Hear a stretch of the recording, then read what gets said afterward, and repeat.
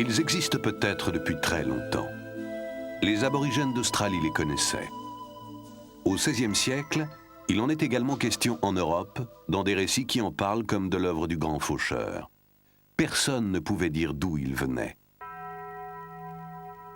En quelque sorte, l'œuvre du diable.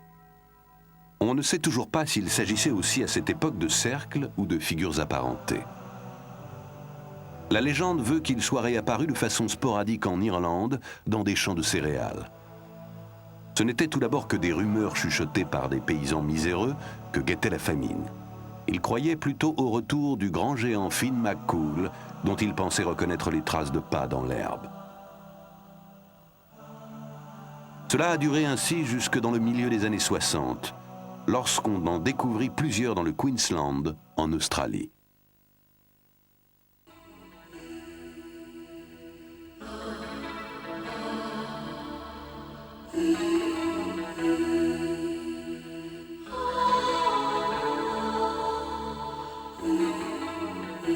Des traces énigmatiques dans les blés. Au milieu des années 70, des cercles isolés se sont tout d'abord formés dans le sud de l'Angleterre.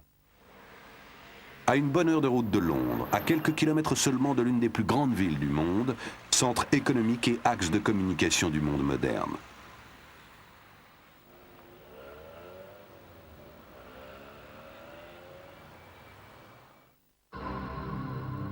C'est là que ces formations presque indescriptibles font leur apparition dans les champs de blé. Indescriptibles dans la mesure où les hommes, dans toutes les civilisations, ont jusqu'ici été en mesure de créer des milliers et des milliers de symboles et de signes à des fins les plus diverses. Pourtant, ces formations géométriques ne ressemblent à rien de ce qui s'est fait jusqu'à présent. Il existe bien sûr des exemples célèbres de cercles et de lignes dont la symbolique nous échappe en partie. Il en existe presque partout dans le monde. Cependant, le phénomène semble se concentrer en Angleterre, dans le comté de Wiltshire, où cercles et lignes se multiplient année après année pour former des compositions savantes que l'on ne voit nulle part ailleurs.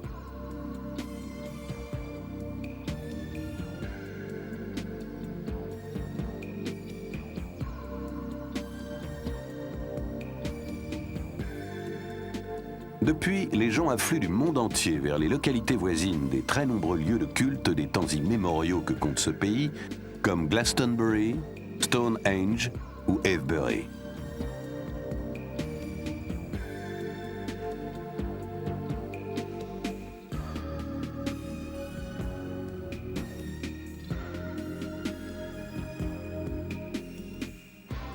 Les illusions de ces pèlerins ont été mises à mal en septembre 1991, à une époque d'indifférence généralisée, lorsque deux retraités facétieux, Doug Bower et Dave Corley, ont affirmé être les auteurs de toutes ces formations. Mais des centaines de formations en 3 mois, alors que le blé est en train de croître et de mûrir, il paraissait très improbable qu'ils aient pu faire ça tout seuls. Et lorsqu'on les a interrogés, ils n'ont même pas été capables de reconnaître les formations qu'ils prétendaient avoir eux-mêmes dessinées. Il y a eu, bien entendu, beaucoup de fraudeurs. Mais se sont-ils vraiment inspirés de Bower et Corley? Dessiner des ronds dans l'herbe est-il en passe de devenir, à l'instar de tant de formes d'expression qui n'ont pas trouvé leur place dans les livres d'histoire, l'emblème d'une subculture à laquelle appartiendrait aussi la tradition des arbres de mai des localités voisines.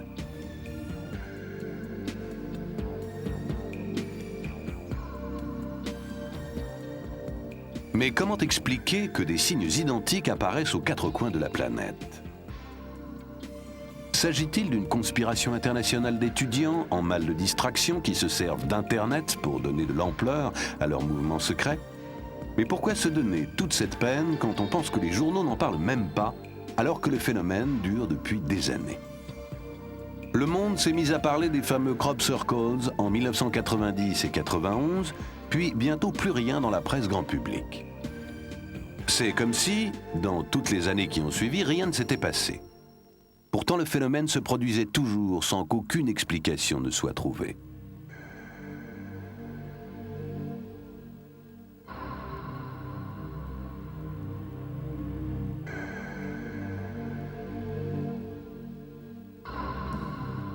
Une chose est sûre en tout cas, il se passe quelque chose dans les champs. Les observations et les descriptions convergent de façon extraordinaire. Les spéculations vont bon train et on déploie chaque jour des trésors d'imagination. Il faut d'ailleurs reconnaître que les Anglais ont toujours excellé dans les histoires à dormir debout. Nous sommes pourtant en présence d'un phénomène réel, qu'on peut toucher. Tout un chacun peut, s'il le veut, entrer dans un cercle, sauter dedans à pieds joints. Chacune de ces formations décrit en son centre une spirale caractéristique autour de laquelle le blé est couché, soit dans le sens des aiguilles d'une montre, soit à rebours. Les tiges n'ont pas l'air d'avoir été fauchées, comme certaines personnes le pensent encore. Elles sont cassées, mais pas arrachées, et forment souvent des faisceaux superposés en couches.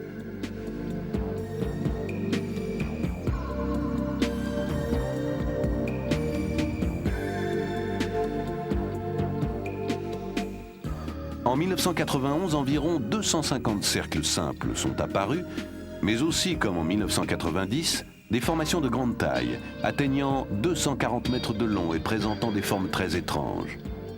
En 1992, on en compte 180, dont plusieurs certainement fausses.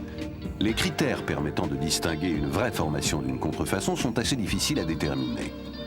Pour pouvoir se prononcer, il est important, semble-t-il, que les traces soient fraîches et que personne n'ait encore pénétré à l'intérieur.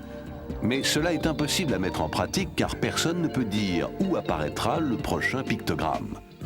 Cela dit, certains chasseurs de traces ont décelé des champs électromagnétiques jusqu'à 3 jours après l'apparition.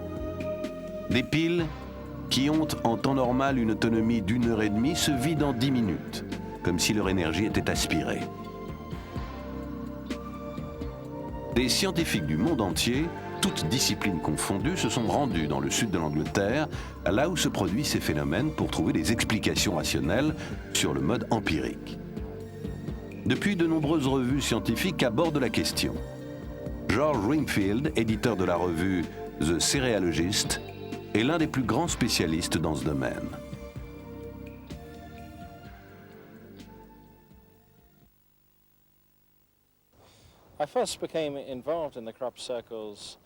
C'est en lisant un bref article évoquant la découverte de quelques cercles dans des champs de blé voisins de Westbury, dans le Warwickshire, que mon attention a été attirée par ce phénomène en août 1987.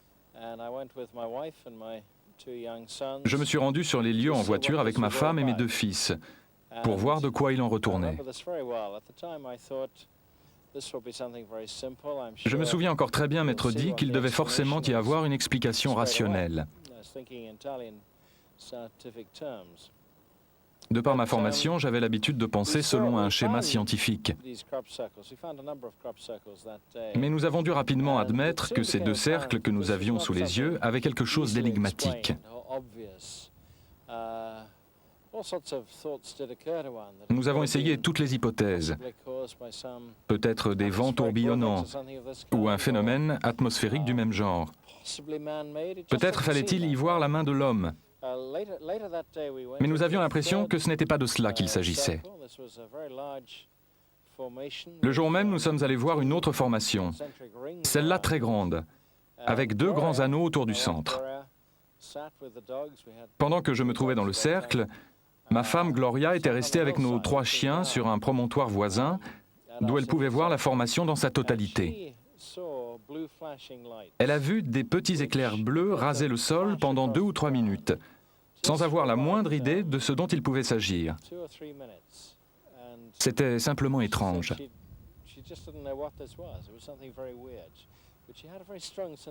Elle m'a dit ensuite qu'elle avait eu l'impression qu'il y avait quelque chose dans le champ que l'on ne pouvait pas voir, mais dont la présence produisait ce phénomène lumineux.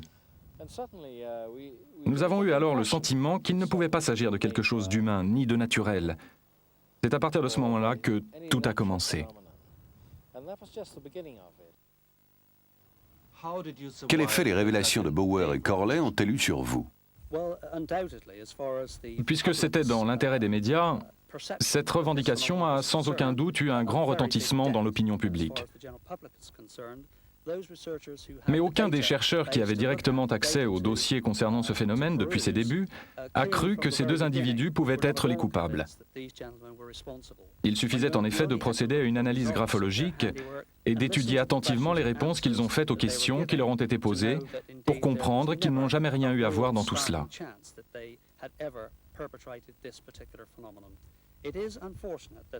Malheureusement, les médias se sont emparés de l'affaire et la nouvelle est tombée en moins de 12 heures sur les téléscripteurs des radios et télévisions du monde entier. Cette revendication de canular était elle-même un canular. La preuve en est que le phénomène continue à se produire chaque jour aux quatre coins de la planète, à raison de 5 ou 6 cercles par jour.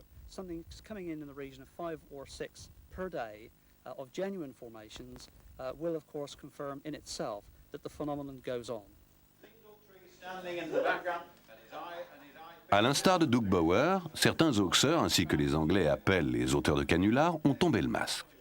Afin de vérifier leurs allégations, comme quoi ils dessinaient, comme Bauer et Corley, des cercles la nuit à l'aide d'une corde, d'une barre ou d'un rouleau, un magazine allemand a organisé, avec la participation du célèbre biologiste Rupert Sheldrake de l'université de Cambridge, un concours consistant à dessiner la nuit des crop circles sans s'éclairer à la lampe torche ou d'une quelconque autre manière.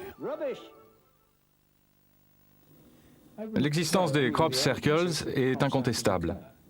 C'est un phénomène avéré. La question est de savoir quelle en est la cause. L'hypothèse selon laquelle ils sont d'origine humaine n'a pas encore pu être écartée. Il n'est d'ailleurs pas sorcier de coucher des épis de blé au sol. L'objectif du concours était de s'assurer que les différents motifs dont on prétend qu'ils ne peuvent pas être tracés par la main de l'homme sont effectivement impossibles à dessiner.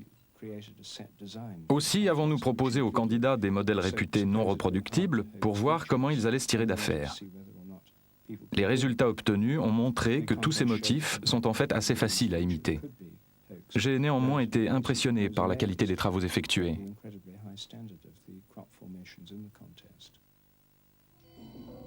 En y regardant de plus près, on s'aperçoit pourtant que les contours ne sont pas tout à fait nets, que certaines tiges sont détachées au lieu d'être simplement cassées, et que la spirale n'est pas irréprochable.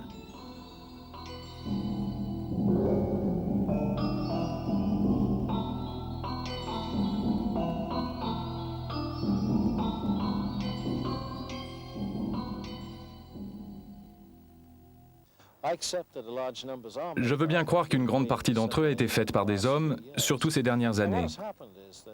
Depuis que l'attention de l'opinion publique a été attirée sur les crop circles, c'est-à-dire vers 1989-1990, lorsqu'il en a été beaucoup question dans les journaux et à la télévision, beaucoup de gens se sont sentis concernés. Et il était dès lors inévitable que certaines personnes se mettent à en dessiner elles-mêmes et à développer des motifs complexes, dont beaucoup sont aujourd'hui parfaitement exécutés et irréprochables d'un point de vue géométrique.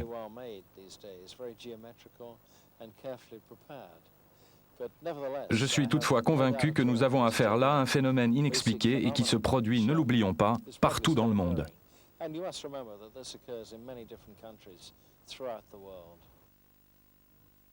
Andy Thomas est l'auteur d'un livre intitulé Fields of Mystery et l'éditeur de la revue Sussex Circular. Contrairement à ce que le nom de son mensuel pourrait laisser penser, il entend traiter l'affaire des crop cycles d'un point de vue international. Le lecteur est tenu au courant des dernières découvertes dans ce domaine. L'équipe de Thomas travaille en étroite collaboration avec le professeur Levengood, biophysicien à l'Université du Michigan. Chaque pays semble avoir sa spécificité culturelle. Les formations trouvées en Allemagne, par exemple, présentent un côté gothique, alors que celles trouvées aux États-Unis ont tendance à être plus effilées, comme les dessins des premiers habitants du Nouveau Monde. Je pense que cela doit tenir aux forces, quelles qu'elles soient, que renferme chaque région, si bien qu'à une région spécifique correspondent des symboles culturels qui lui sont propres. Les éléments de base sont bien sûr partout les mêmes, à savoir des ronds et des cercles récurrents, mais les dessins eux-mêmes varient d'un pays à l'autre, un peu comme si chacun d'eux était ainsi référencé.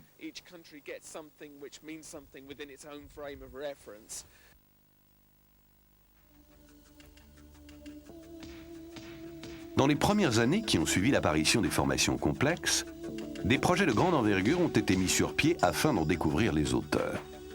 Dès 1989, lors de l'opération White Crow, la première en son genre menée à l'aide de caméras à infrarouge, des bruits étranges furent enregistrés à l'intérieur des cercles et sont restés inexpliqués.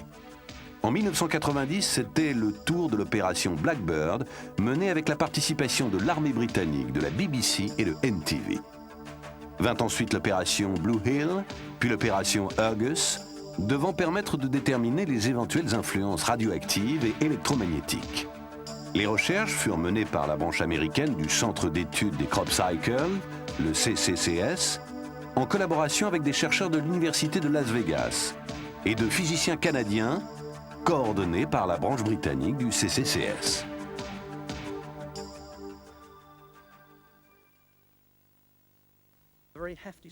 Il s'agit d'un groupe d'environ 20 chercheurs hautement qualifiés, dont des spécialistes du nucléaire, qui se sont concentrés sur 4 ou 5 isotopes anormaux trouvés dans le blé affecté et présentant des temps de demi-amplitude extrêmement brefs, chose inimaginable dans la nature. Ils ont constaté, et cela rien que sur les échantillons analysés en laboratoire, des temps de demi-amplitude allant de 13 heures à 38 jours. C'est bien là la preuve que nous ne sommes pas en présence de phénomènes naturels.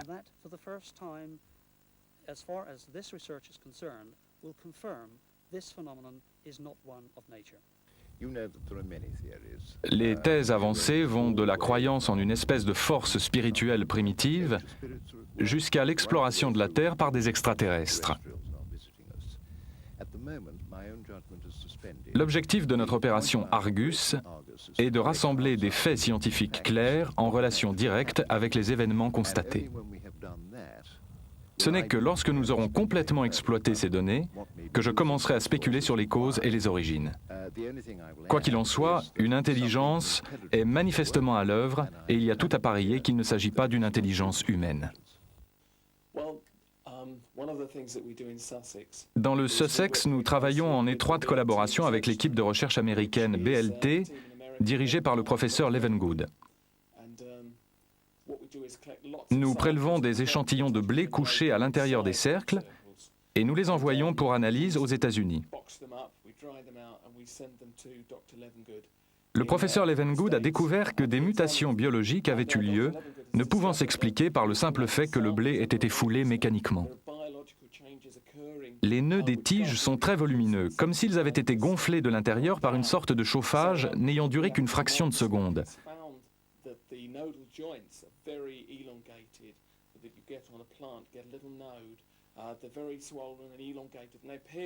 Le professeur Levengood pense pouvoir, à la lumière de ces résultats, distinguer les formations réelles des fausses, c'est-à-dire faites par des humains ou dues à des phénomènes météorologiques.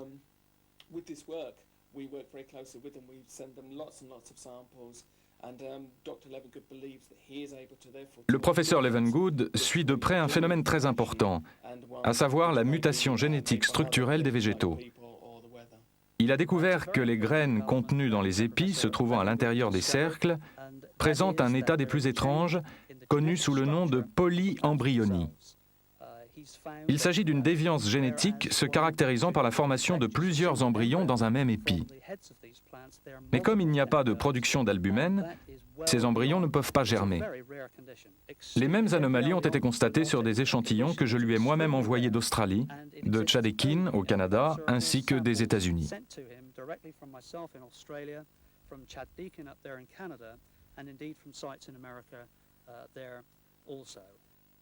Le fait que les nœuds des tiges de blé aient subi une mutation génétique, ainsi que l'ont montré les analyses des professeurs Gerald Hawkins et Kenneth Spellman des laboratoires Signalisys à Rodborough, et que cette mutation soit due à un très bref rayonnement de chaleur, comme le pense le professeur Levengood, tout cela corrobore les résultats obtenus par l'ingénieur aérospatial britannique Thomas Roy Dutton, qui s'est servi de la théorie générale de la relativité pour enquêter. J'en suis venu à la conclusion que nous ne disposons actuellement d'aucune technologie humaine capable de produire pareil phénomène. J'ai tendance à penser que seule une sorte de rayonnement gravitationnel pourrait expliquer pourquoi le blé n'est pas brûlé. Qu'entendez-vous par rayonnement gravitationnel ?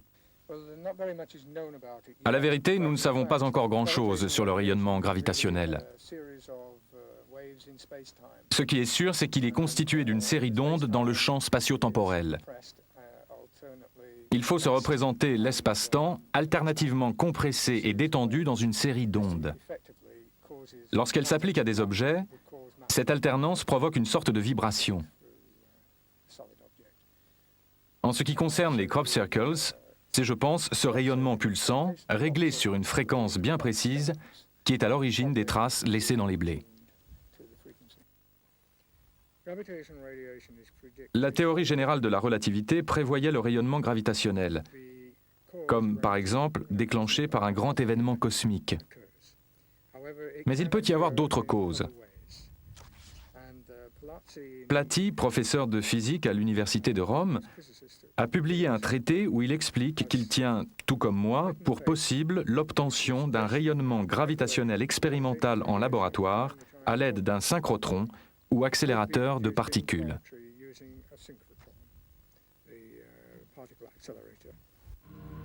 Puisque les résultats obtenus isolément par différents scientifiques ne se contredisent pas, voire se superposent et se complètent, et que la technologie mise en cause ne correspond pas à l'état actuel de la science et dépasse les compétences humaines, la théorie de la composante extraterrestre semble prendre corps. Mais parmi les personnes enthousiasmées par les crop circles, certaines sont prêtes à se contenter de la beauté des formations et de l'effet qu'elles produisent dans leur esprit. Patricia Murray, une Californienne de Santa Monica, vient tous les ans dans le sud de l'Angleterre pour observer ces cercles fascinants.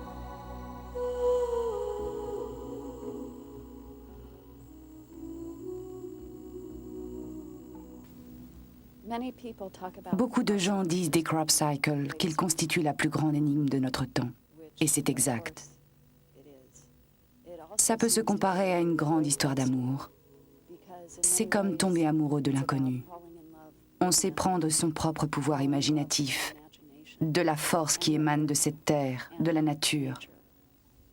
Quand on entre dans le crop cycle, on a l'impression de flotter dans l'espace interplanétaire.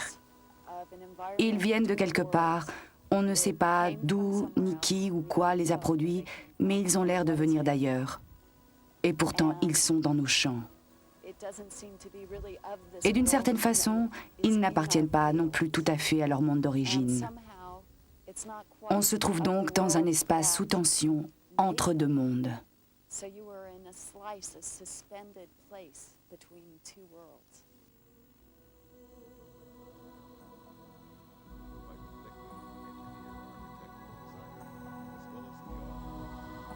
À l'été 1996, le phénomène atteint un nouveau point d'orgue avec l'apparition dans un champ de blé tout proche de Stonehenge, probablement le dimanche 7 juillet, de ce pictogramme composé de 149 cercles. Non seulement cette formation constituait l'un des plus beaux motifs jamais trouvés dans un champ de blé, mais plusieurs indices laissaient à penser qu'elle avait été réalisée de jour.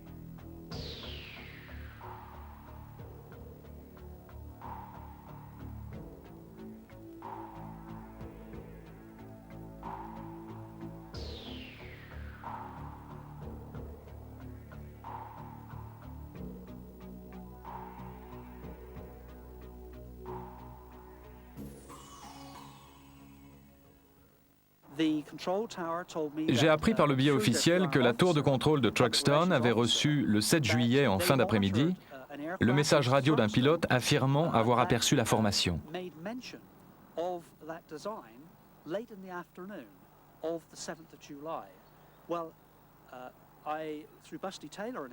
Grâce à Busty Taylor, un pilote de notre connaissance, j'ai pu mettre la main sur un pilote civil qui avait survolé Stonehenge ce jour-là vers 17h30 avec un médecin à bord. Les deux hommes sont absolument certains que cette énorme formation d'environ 300 mètres de long, au dessin fantastique, n'était pas là à cette heure. Sinon, ils l'auraient forcément remarqué. Ils ont atterri à 18h15 à Truxton. Le médecin a ensuite pris la route A303 en direction de Stonehenge et c'est alors qu'il a vu un attroupement d'automobilistes garés au bord de la route pour pouvoir admirer cette exceptionnelle constellation de crop circles. D'après les dires du pilote, il aurait à nouveau survolé la zone une demi-heure après son premier passage et c'est à ce moment-là qu'il aurait découvert la formation qui n'était pas encore là à l'aller. Il n'a malheureusement pas voulu témoigner devant les caméras, après les comptes rendus contradictoires et hors de propos que la presse locale a fait de ses premières déclarations. De façon générale, nous nous sommes heurtés à un mur de silence. Par exemple, à Stonehenge, les personnes chargées de surveiller les alentours immédiats afin d'empêcher les importuns de franchir les grilles entourant le site ont eu pour consigne officielle de ne faire aucune déclaration. Nous avons tout de même appris de sources officieuses qu'elles n'avaient remarqué aucune activité inhabituelle au cours de cette journée. Pour réaliser une formation de cette envergure, n'importe qui aurait eu besoin de plusieurs heures de travail et d'application.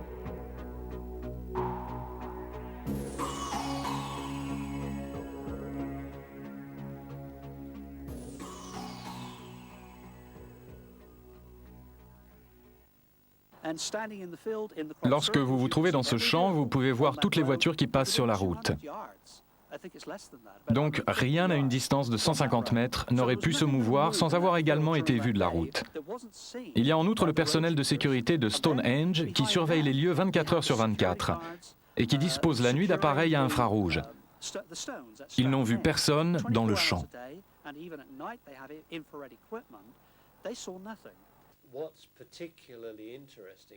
Ce que la formation de Stonehenge a de particulièrement intéressant, c'est qu'elle est l'une des plus complexes qui nous ait été donné de voir.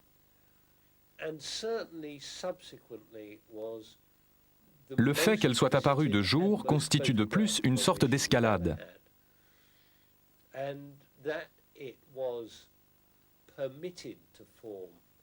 À mon avis, par là, leurs auteurs veulent attirer de plus en plus notre attention sur ces manifestations. Even harder and harder and harder to recognize what's going on here. Environ 3000 ans avant Jésus-Christ, les hommes de différentes civilisations qui avaient jusqu'alors fait dans la peinture rupestre stylisée et naturaliste se mirent à graver d'étranges signes abstraits sur les parois rocheuses de leur habitat, signes ayant conservé leur caractère énigmatique jusqu'à aujourd'hui. Comme dans les crop circles, dont il est l'élément de base, le cercle est un motif récurrent que l'on trouve par milliers aux quatre coins de la planète. Il semble que ce soit un symbole élémentaire, indissociable de l'histoire de l'humanité. Il apparaît dans les vestiges de la culture celtique, aussi bien que dans les cimetières anglais, ou sous forme de spirale dans les galeries funéraires de Newgrange en Irlande. Les spirales et les cercles symbolisaient-ils autrefois le voyage labyrinthique vers le royaume des morts, le long chemin semé d'embûches qu'est la vie et l'éternel retour du destin inexorable. Ce que nous retrouvons dans les cercles modernes, se développant avec les progrès des connaissances, correspond-il à des œuvres commémoratives ou à des marques d'inventaire?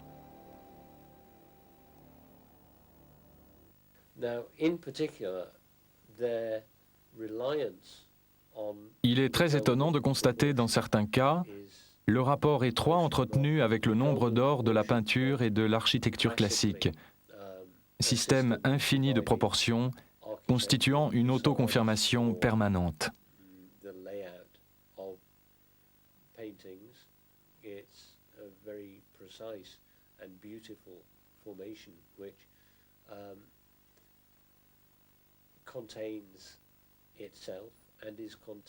Ce qu'il y a d'intéressant avec le nombre d'or, c'est que c'est un système de proportion dont Dieu lui-même se sert pour créer une fleur ou un arbre.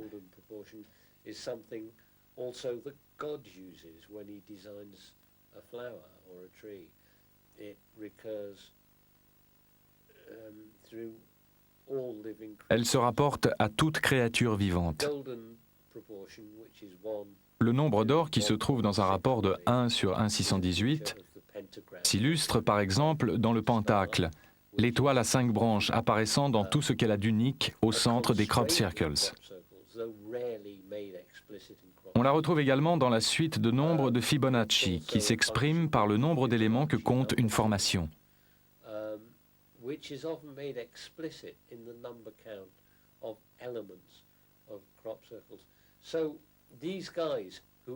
Une chose est sûre, les auteurs de ces cercles connaissent toutes ces règles sur le bout des doigts. La suite de nombres de Fibonacci est une suite dans laquelle chaque terme est égal à la somme des deux termes précédents. En divisant juste avant le chiffre obtenu par le résultat de l'addition, on se rapproche de plus en plus du nombre d'or, et ainsi de la proportion 1 sur 1/618.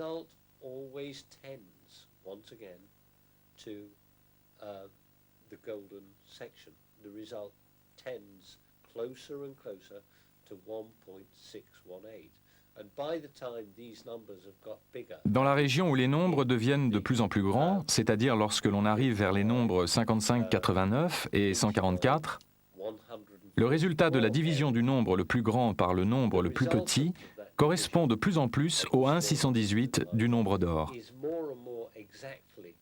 La méthode de Fibonacci permet donc de calculer au plus près le nombre d'or, qui a également d'autres fonctions dans les jeux de nombres auxquels se livrent les auteurs de crop circles.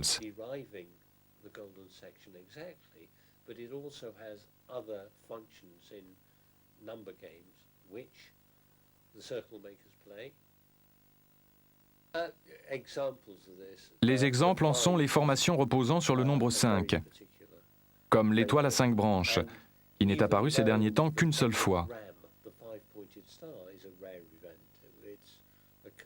mais aussi la quintuple formation assez fréquente, rappelant les 5 points d'un dé et dont nous voyons ici 2 spécimens placés côte à côte.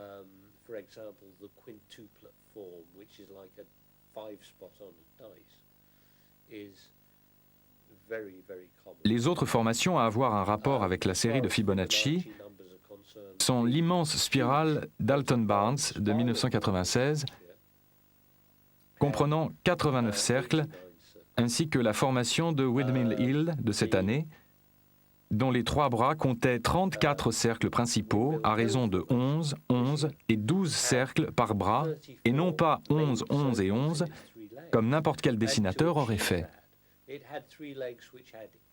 De toute évidence, la formation devait atteindre le nombre magique de Fibonacci de 34.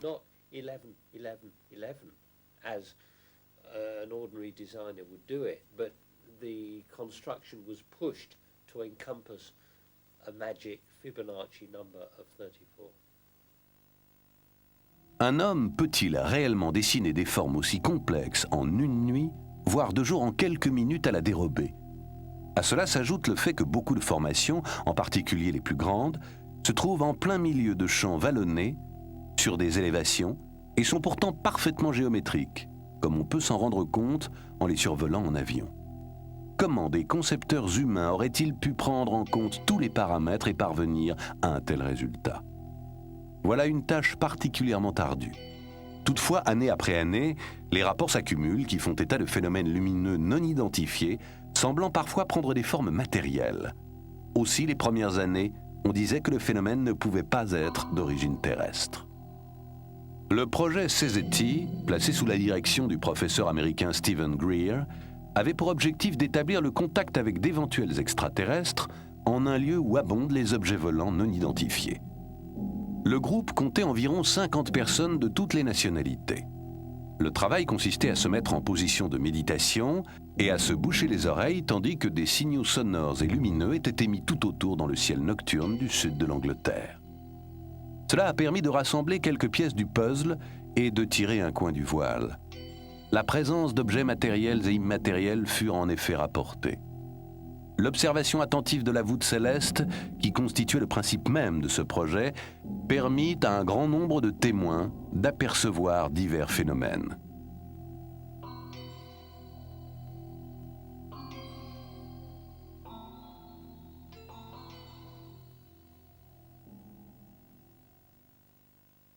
Nous nous trouvions dans le Toothmead Field, avec notre groupe en train d'exécuter le point CE5 du procès-verbal, installé dans un crop circle, lorsque nous avons été surpris par une pluie torrentielle. Il faut préciser qu'avant cela, nous avions déjà aperçu, à 10 ou 15 minutes d'intervalle, 4 objets non identifiés se dirigeant vers l'est et semblant planer au-dessus de l'horizon. Pendant un court laps de temps, 2 qui sont apparus en même temps. Tout ça se passait à une altitude d'environ 3000 mètres, mais il est difficile de se faire une idée précise.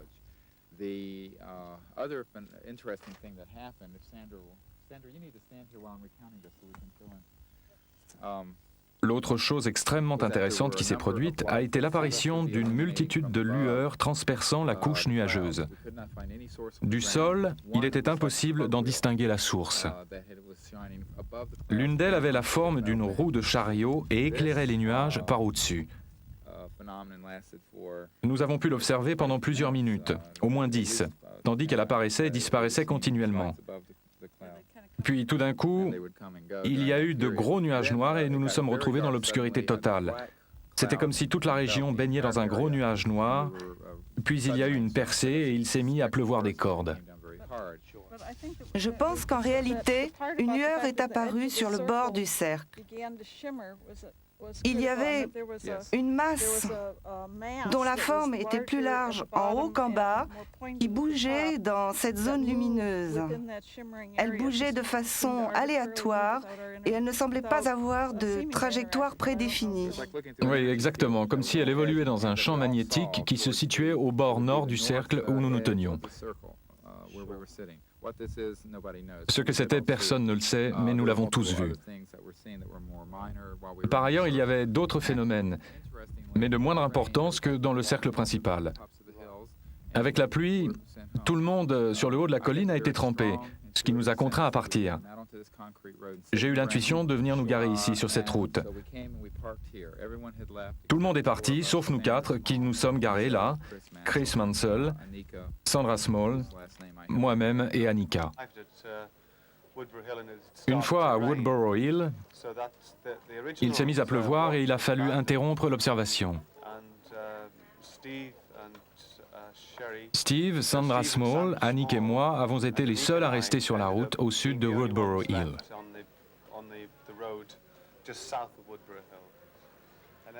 Puis tout d'un coup, entre minuit et quart et minuit et demi, j'ai aperçu cette série de lumières. Nous étions assis dans la voiture et tout d'un coup il a crié « Qu'est-ce que c'est que ça ?»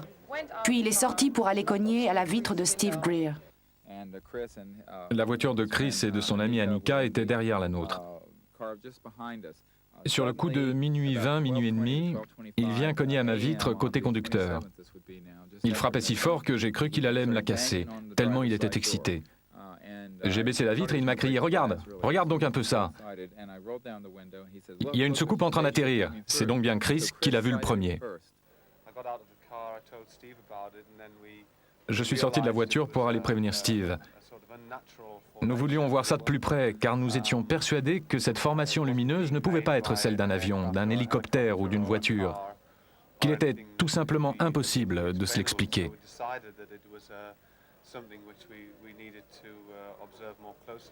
Nous avions nos jumelles et nous avons enregistré le commentaire de ce que nous voyions sur une cassette en guise de procès-verbal. Il s'agissait grosso modo d'une série de lumières allant du rouge au bleu qui tournaient autour d'une structure de gauche à droite.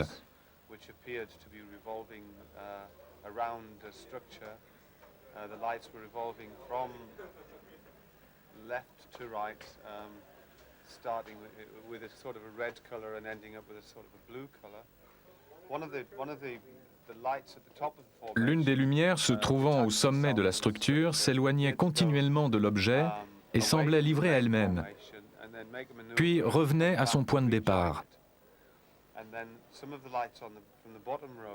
La même chose s'est ensuite produite avec les lumières situées à la base.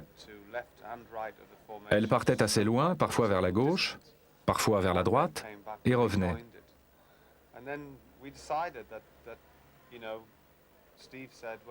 Steve a dit qu'il voulait essayer d'entrer en contact.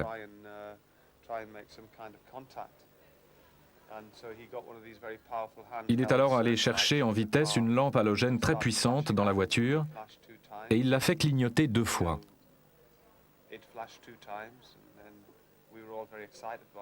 À notre grande surprise, l'objet a répondu par un double clignotement. En essayant à nouveau, on a obtenu le même résultat, et comme ça pendant plusieurs minutes. Lorsqu'un système de lumière tourne manifestement autour de quelque chose, il me paraît aller de soi qu'il fait partie d'une structure plus grande à laquelle il est connecté.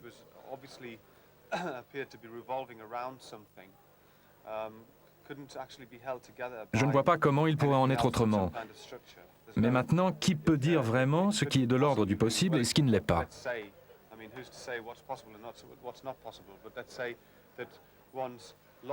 Il me semble en tout cas logique que ces lumières ne se mouvaient pas par l'opération du Saint-Esprit.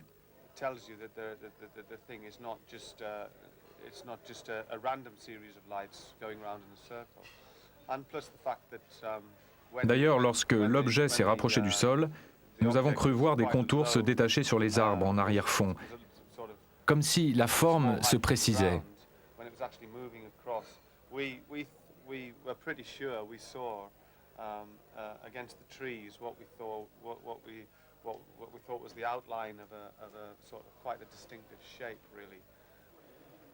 Depuis le temps, nous savons quand même faire la différence entre un hélicoptère, un satellite et une étoile filante. Et ce que nous avions là sous nos yeux était parfaitement inconnu. C'était incontestablement pour moi un objet volant non identifié.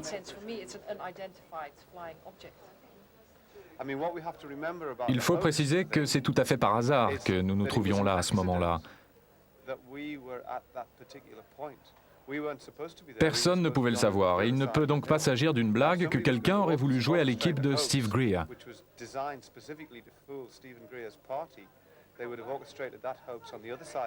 Les personnes au courant de nos activités ne pouvaient pas s'imaginer que nous nous trouvions de ce côté-ci de la montagne.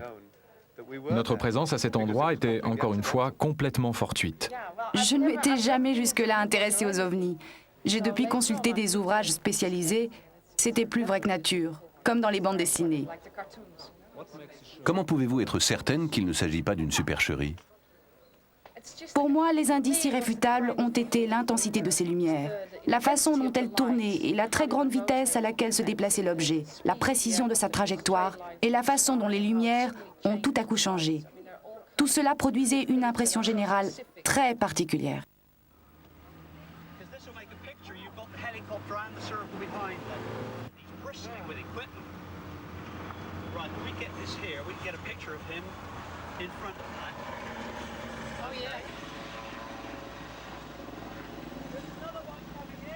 Colin Andrews et ses collègues ont été témoins de l'intérêt que porte l'armée au problème des crop circles lorsqu'à l'été 1994, ils ont aperçu un hélicoptère militaire volé à Alton Barnes au-dessus d'un champ où l'on découvre chaque année plusieurs formations intéressantes.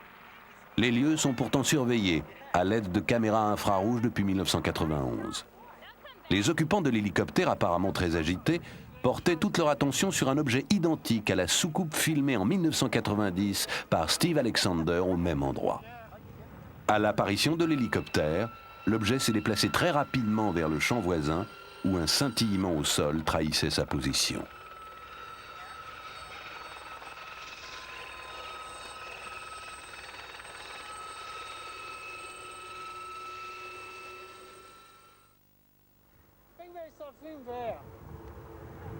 In front of him, there's something. I don't know what it is.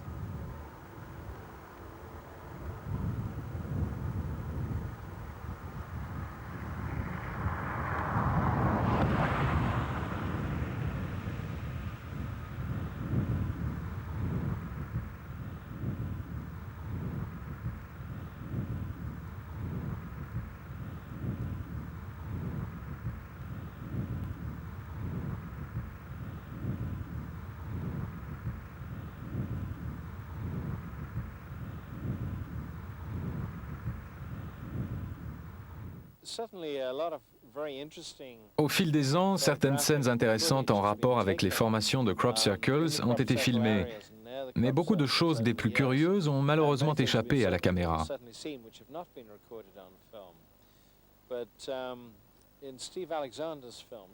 La vidéo tournée en 1990 par Steve Alexander montre une petite soucoupe de seulement quelques centimètres de diamètre raser un champ, disparaître dans le blé pour ressurgir un peu plus loin et s'envoler définitivement après être passé sous le nez d'un agriculteur assis sur son tracteur. Celui-ci regarde vers le ciel. Il confirme avoir vu l'objet. Personne n'a encore réussi à trouver une explication à cet incident. Un jour, un homme est venu me trouver et m'a montré cette vidéo. mais d'abord il m'a demandé que je lui raconte ce que j'avais vu. La vidéo montrait exactement la même chose que ce qui s'était passé. Ce qu'il y a eu de plus bizarre, c'est que juste après avoir tourné dans le champ avec mon tracteur, juste au moment où l'objet est apparu, le moteur s'est arrêté. Allez savoir pourquoi. Et quand l'objet a disparu, il est reparti tout seul. Les cas de personnes pouvant affirmer avec certitude qu'elles ont vu dans le ciel une soucoupe ayant laissé des ronds sur le sol sont rares. Mais il existe beaucoup de cas bien documentés de personnes ayant vu des objets lumineux ou en forme de soucoupe survoler un champ dans lequel on a ensuite découvert une formation. Le 11 août 1996 à l'aube, caché sur le promontoire rocheux d'Oliver Castle, près de Davies, d'où il guettait des plaisantins afin de les prendre en flagrant délit, un amateur ne désirant pas dévoiler son identité a réussi la prouesse, si tant est qu'il s'agisse d'un document authentique, de filmer ceci.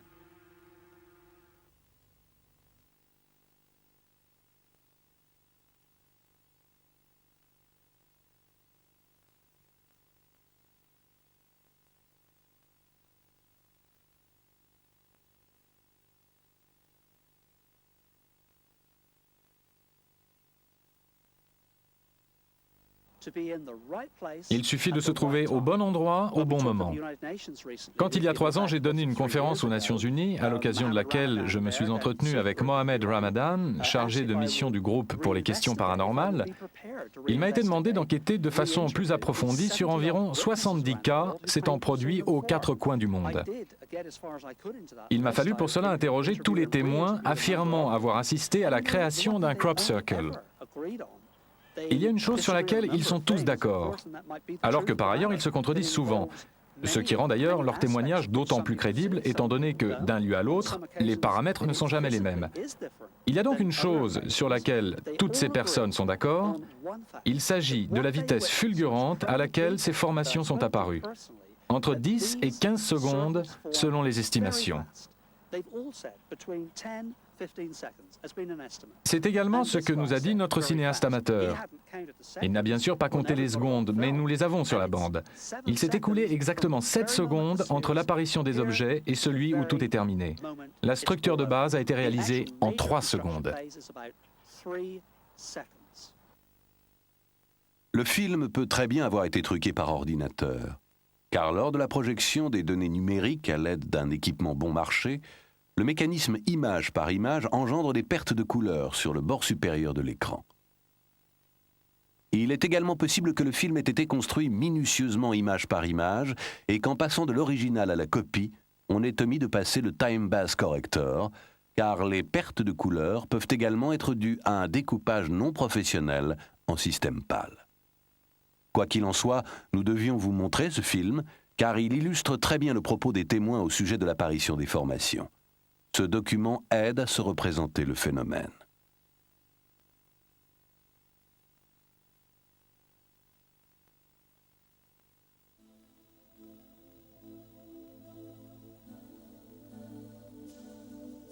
Ce n'est pas cette fois-ci en Angleterre, mais en Allemagne, que le phénomène atteint à l'été 1991 un nouveau point d'orgue d'un genre un peu différent. Le 23 juillet, une formation dont la taille est proche des plus grands pictogrammes anglais apparaît à proximité d'un tumulus germain dans un champ de blé non loin d'Hildesheim. Mais le plus étonnant est que ce pictogramme est la copie intégrale d'un autre imprimé sur 3 plaques métalliques or, argent et bronze d'environ 40 cm d'épaisseur. Les plaques découvertes dans le Tibergsfeld ont été analysées par des experts à Berlin. Celle en or représente à elle seule une valeur d'environ 650 000 francs.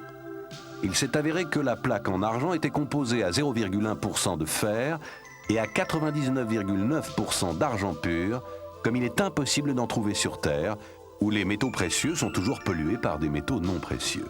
Les impuretés les plus infimes peuvent être décelées à l'aide d'un plasmapectomètre, exactement de la même façon que les barres d'une empreinte génétique. Les spécialistes chargés de l'analyse des plaques ont affirmé n'avoir encore jamais vu fonte plus insolite. On peut supposer qu'il s'agit de 3 exemplaires extraordinaires des fameuses plaques de culte germanique. Mais pourquoi cette formation a-t-elle été imprimée sur ces plaques ? Le mystère s'épaissit lorsque l'on consulte l'édition de Leipzig de 1890 des Eddas, recueil des traditions mythologiques des anciens Germains, et que l'on y lit « Aussi retrouverez-vous dans l'herbe les tablettes en or miraculeuses dont Odin et les As se servaient pour communiquer ». Certains astrophysiciens ouvrent des voies dépassant de loin les dimensions einsteiniennes et constituant les éléments d'une nouvelle compréhension de notre existence. Johannes Butler est l'un d'eux. Ces conclusions trouvent un pendant dans les travaux du biochimiste Rupert Sheldrake, qui a exposé sa théorie dans un livre intitulé « L'univers créateur ». Des champs morphogénétiques et leur résonance ont une force directrice qui réunit tous les organismes au-delà du monde matériel et détermine l'évolution.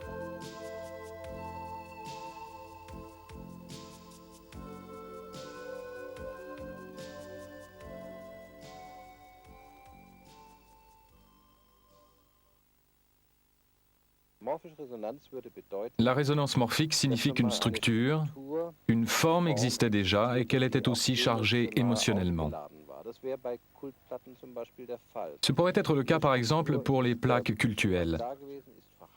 Cette structure aurait déjà existé, existe et l'information enregistrée dans un champ morphogénétique pourrait être réactivée des milliers d'années après, comme on consulte un fichier.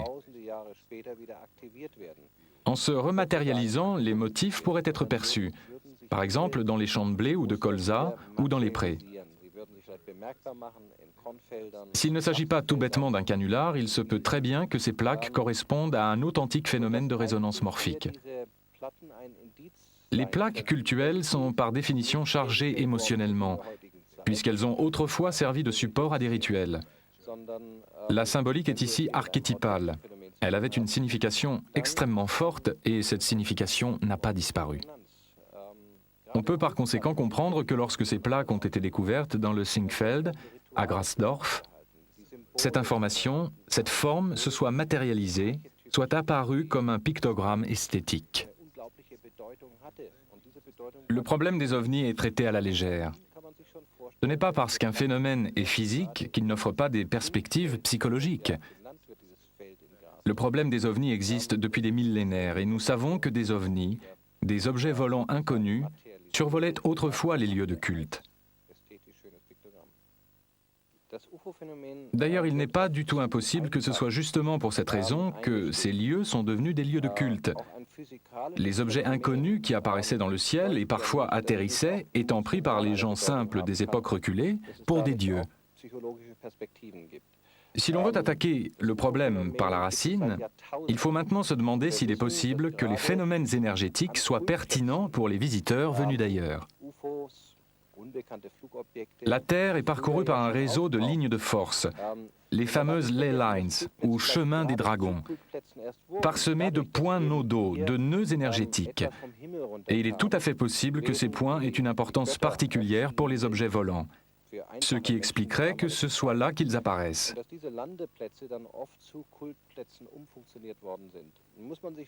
Cela ne veut pas dire pour autant que les ovnis sont la cause des pictogrammes, mais qu'il y a en tout cas coïncidence entre les deux, du fait de l'activité énergétique antédiluvienne du lieu. Il y a là un rapport incontestable.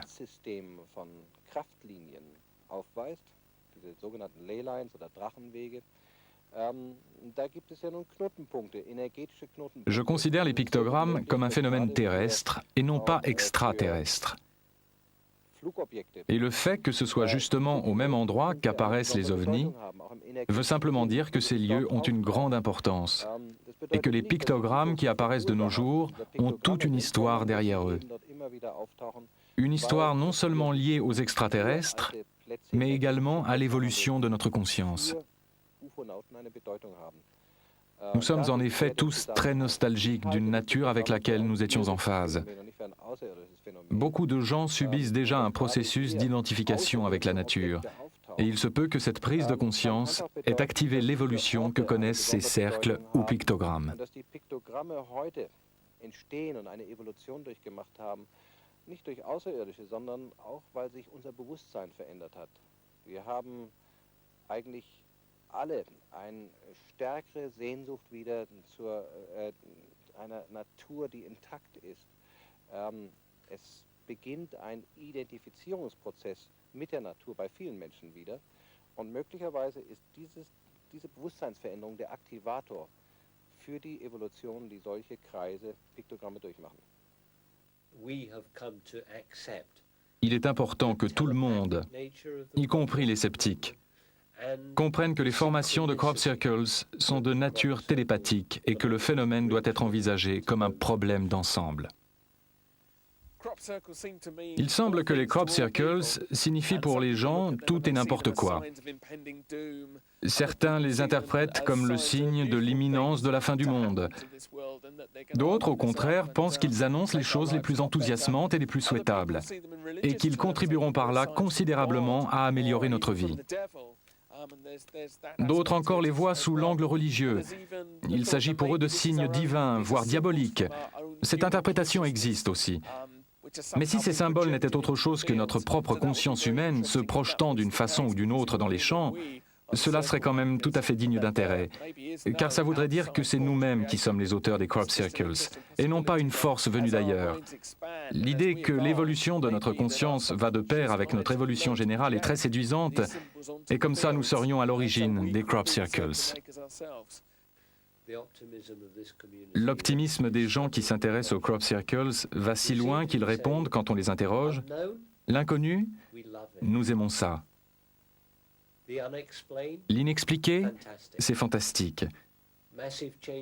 Un bouleversement de la société, nous n'attendons que ça. » On assiste ici à l'émergence d'une attitude ultra-positive s'accompagnant d'une attente fiévreuse de la suite des événements. Je pense que s'il y a une idée directrice à la base, c'est de faire prendre conscience aux gens que, face à des énigmes aussi palpitantes, ils se demandent nécessairement à quoi est-ce que ça peut ressembler, ou ce que ça peut signifier. Et quand on commence à se poser ce genre de questions, on commence également à se poser des questions sur soi-même, sur ce que l'univers peut bien vouloir signifier, et bien entendu sur le sens de la vie.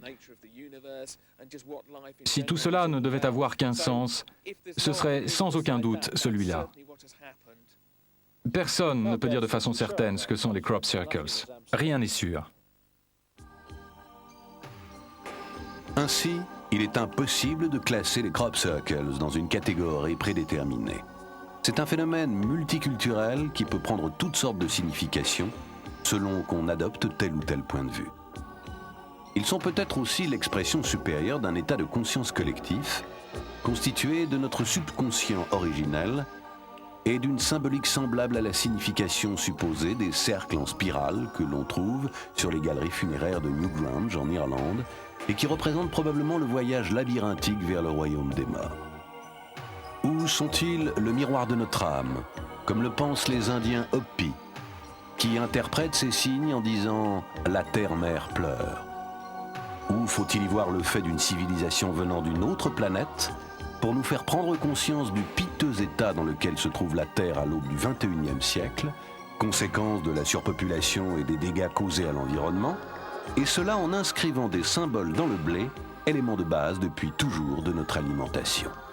La ressemblance avec la représentation de l'ADN, siège de notre génome, de toutes les informations concernant notre hérédité, de celle des animaux et de celle des plantes, ne nous invite-t-elle pas à comprendre à quel point tout est génétiquement programmé et que nos capacités de manipulation génétique ne doivent pas être sous-estimées?